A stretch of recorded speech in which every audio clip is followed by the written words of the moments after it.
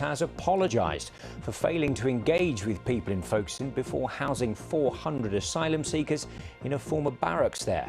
The Home Office has apologised today for failing to engage with residents and the authorities in Folkestone ahead of using a former army barracks to accommodate up to 400 asylum seekers there. The Director for Borders, Immigration and Citizenship told a public meeting that she'd been forced to find places at very short notice because of a crisis in accommodation. Debora Chittenenden also said that the coronavirus had stopped the Home Office from processing asylum applications, while they also face the challenge of regular arrivals of migrants in small boats across the Channel. John Hunt reports. The use of Napier Barracks as an assessment and dispersal centre for asylum seekers has prompted strong views. When the migrants come in, they should stick them on the ferry and send them straight back. The decision to use the MOD facility was made quickly and without consultation, raising community tensions. Today, the Home Office apologised, explaining that the decision was an emergency response to a shortage of accommodation. We needed to make some urgent decisions, as in we have an emergent crisis in our accommodation system.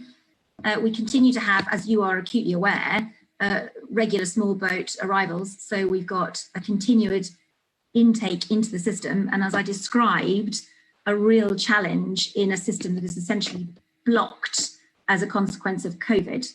Ms Chittenden said they were housing asylum seekers in 90 hotels around Britain, and the barracks was a short-term solution expected to be in use for no more than a year. It sounds a bit desperate. That is actually where I am at the moment. Every day we are struggling for just give me another few beds because we've got more people coming into the system. More than 6,500 migrants have crossed the Channel in small boats since lockdown began, with a record number of arrivals this month.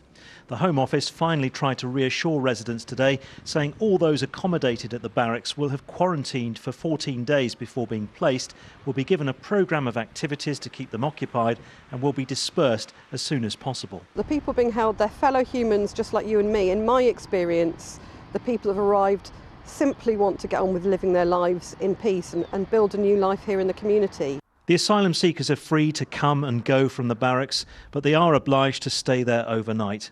The meeting heard that there are briefings on social distancing measures and security staff are controlling who comes and goes. Well, the ongoing conflicts in Syria, as well as Iran and Iraq and Eritrea in Africa, has led to millions of displaced refugees and huge numbers of people seeking safety and a better life in Europe over the last few years. Now, last year saw almost 45,000 people apply for asylum in the UK, which is the 5th highest total in Europe.